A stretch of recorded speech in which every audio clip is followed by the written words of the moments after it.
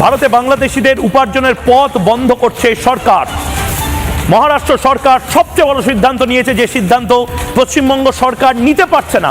নির্মাণ কাজে নেওয়া হবে না কোনো বাংলাদেশি, হোটেলেও বাংলাদেশি শ্রমিকদের কাজ দেওয়া হবে না। এই মুহূর্তে সবচেয়ে বড় ব্রেকিং নিউজ বাংলাদেশিদের নিয়ে। বড় ব্রেকিং নিউজ আসছে মুম্বাই থেকে।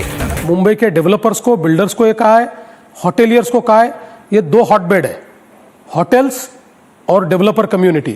इनको कहा है कि इसके बाद आप बिना पहचान के और बिना वेरिफिकेशन के इस प्रकार से अगर केवल सस्ता मजदूर मिलता है इसलिए बांग्लादेशियों को लाओगे बंगाल से, तो आपके ऊपर भी कार्रवाई होगी।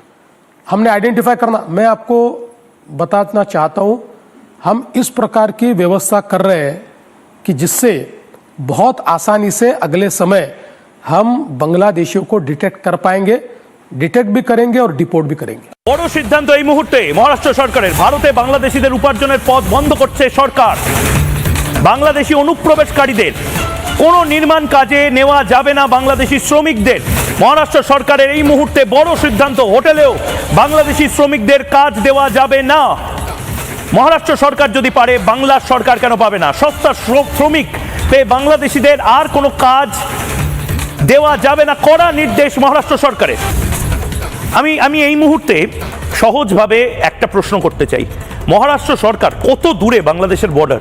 মহারাষ্ট্র সরকার যদি এই সিদ্ধান্ত নিতে পারে, এবং সিদ্ধান্ত শুধু নয়, দেবেন্দ্র ফডনবিস বলছেন আমরা সরকার থেকে ডায়াল করছি, টেলিফোন করে, টেলিফোন উঠিয়ে নির্দিষ্টভাবে ইনস্ট্রাকশন দিচ্ছি প্রত্যেক হোটেল, প্রত্যেক রেস্তোরাঁ, প্রত্যেক বিল্ডার, এই যে বড় বড় প্রমোটার বা বিল্ডার যারা থাকেন, যারা নির্মাণের সঙ্গে যুক্ত থাকে, তাদের ভাই এই সস্তার জন্য বাংলাদেশি অনুপ্রবেশকারীদেরকে কাজ দেওয়া যাবে না।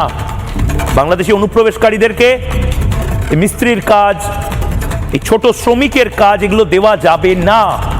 এটা যদি মহারাষ্ট্র সরকার পারে, বাংলার সরকার কেন পারবে না? পশ্চিমবঙ্গ সরকার কেন পারবে না?